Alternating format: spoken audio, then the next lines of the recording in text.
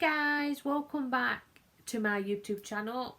As you can see, we are in the same background. I've got the same top on because after filming the policy covers, I've kind of done this video which I'll be talking about couples who struggle having kids. So anyway, me and my partner, we have been together 7 years this year, and we have been trying for 4 years.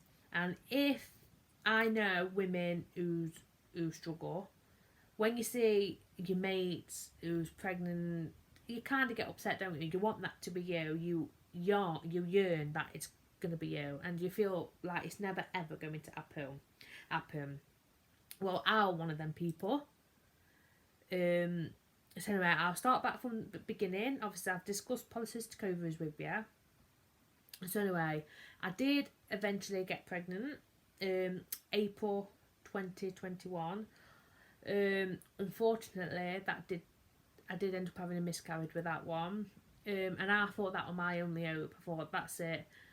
They're punishing me. I'm never gonna get pregnant again. Well, anyway, 5 months later, we was tracking. So if it wasn't for me tracking with my ovulation sticks, and I wasn't doing them daily because I have irregular periods, a normal woman's body should have a cycle of 28 days and be ovulating 14 days. Well, that don't happen unless you're a robot. So anyway, I've come to realise that I do ovulate, but I ovulate late. So this particular day, I says to my partner, I went, "Oh, I'm ovulating." He's like, "I've never known anyone to ovulate twice in a month." So I went, "Well, it's my polycystic ovaries, isn't it? Do you know what I mean?" So anyway, I had one of these HCG, which is like the cheap pregnancy test you could get online. You could get like 20 in a box for like $5.99. So anyway, I had one of them, left it for a few minutes, went back, and anyway, oh my god, there was a line there. And I can always remember I finished work at 8 o'clock. So, and I chucked my wee away. So, obviously, I didn't know how reliable they were, whether there would be an instant, do you know what I mean? Like, whether it was a positive or just like one of them EVAM lines you can get.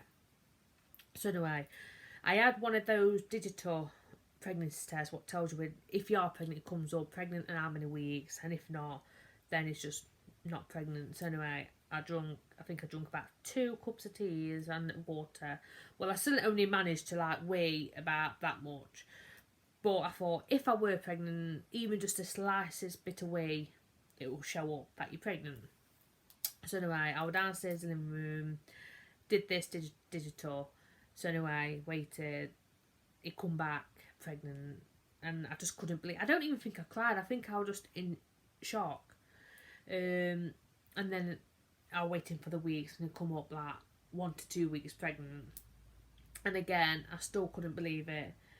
We wanted to keep it quiet. We did manage to keep it quiet for my friends and that, but I wanted to tell my mum and dad and my partner's mum and dad. And I think we did tell his siblings and all. But because I had a miscarriage, I was 7 weeks and 6 days, I think, when I had a miscarriage. So anyway, when I was 7 weeks, I think this one was 7 weeks, 3 days, I had a bleed. So I ended up ringing the early pregnancy unit. And they told me, I think they like got me in a couple of days later. So anyway, a couple of days thinking, that's it, I've lost my baby. You panic, don't you? So I think it was a Thursday. So when I ended up paying private for the Saturday, I think my scan was the Monday, but we went Saturday to see. But I kind of had a feeling maybe everything's alright, because when you do have a miscarriage, when you bleed, it tends to get heavy and more thick, and you get blood clots. Well, this time it didn't. It was like an even keel, just a bit of discharge here and there. So I went for an early pregnancy scan. And because I was, what's the word? Because I was early, they couldn't see anything. They even did an external exam, and what's fantastic is if they can't see you, they will tell you to come a week later. So again, I left feeling very devastated, thinking, do you know what I mean? The baby slipped through. It hasn't taken. So anyway, we went to the hospital one, and then that's when, like, the baby was so small, and all you can see was a flicker of a heartbeat, and oh my god, that feeling was so amazing.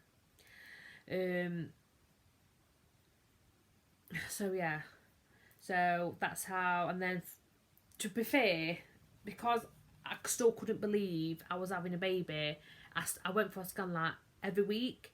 In the 16 week, found out we're having a girl. Then we had the 4D scan. But no, anyway, this isn't about my journey. Do you know what I mean? It is about my journey being pregnant, but it's not about being pregnant at this precise moment. Obviously, from having no help from the doctors, the day I quit smoking, the full day, I struggled, and they gave me a number. The doctors gave me a number to ring. So anyway, I rang this number. They didn't answer. So again, I got left on my own. I didn't clack. I didn't have a fag. Well, a cigarette. Plus, I was on my diet. Again, I was going stir crazy, and doing both is impossible. But I did it. And so I can honestly say the best feeling is knowing you've done it all on your own and doctors hasn't helped you.